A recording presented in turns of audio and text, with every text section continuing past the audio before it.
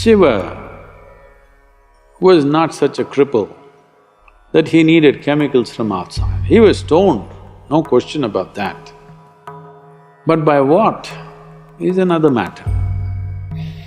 He is not using substance, he is the substance. So, I can make that happen for you. If you can be with me in a certain way, I can have you all stoned out. Because the substance is not outside, the substance is within.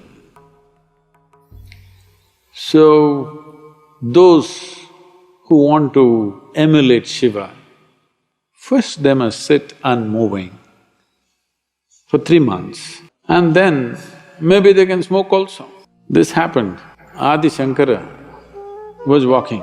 He's a brisk walker he must have been, because at the age of 32 he left. Before that, from the age of 12 to 32, in those 20 years, he crisscrossed India a few times, from Kerala right up to Badrinath and back and east, west, everything. The man must have been a really brisk walker.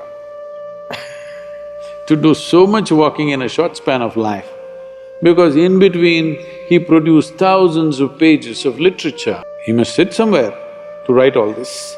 So he was walking briskly, behind him a bunch of his disciples trotting. Then he saw outside a village, those days in India, even just about 25-30 years ago, these drink shops, the country drink, usually is arak or toddy, they were only outside the village, never it was brought into the village. So there a few people will gather and they're drinking. Shankara looked at them in their inebriated condition. They looked at him, he looked straight and upright. Drunkards always think they're having the best time and everybody else is missing it. So they made some comments. So without a word, Shankara walked into the shop. There was a pot full of arak. He just took it and drank it and kept it there and walked. So the disciples saw their guru drank up a whole pot full of arak. Then he started walking briskly. Behind him they're trotting, among themselves discussion. When our guru can drink, why can't we drink? They just needed an excuse. So, they were discussing this and he knows what's happening. So he came to the next village, they're walking through. There was a blacksmith working with some molten iron. He just went, picked up that thing and drank it and walked on. They knew this they don't want to drink. So, even if Shiva smoked, I don't think he did. He was stoned for sure. Not with something as petty as some weed. Even if he did smoke, can you do everything else that he does, I'm asking?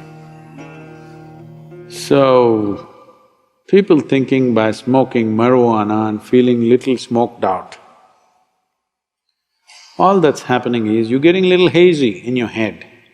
If getting hazy is spirituality, then I don't want to be spiritual.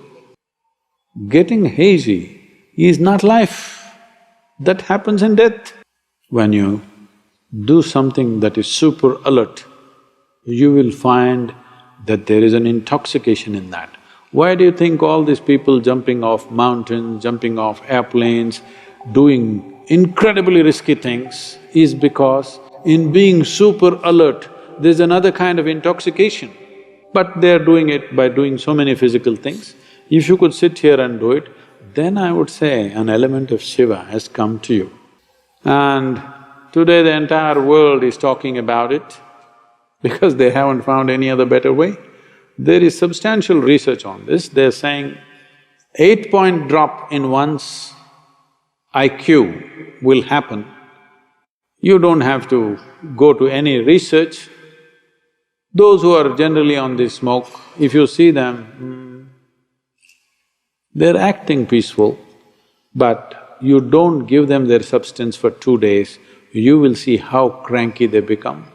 Today, of course, it's become legal in many states in America, Many big corporates are getting into it. It is just that because you don't know how to handle your brain.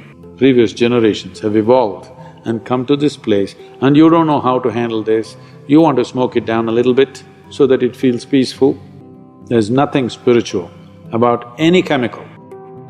If you have not found any better use for your brain except freaking, marijuana will do good things. If you found better use for your brains, that your brain can do something worthwhile, something creative, something useful, then that's not the way to go.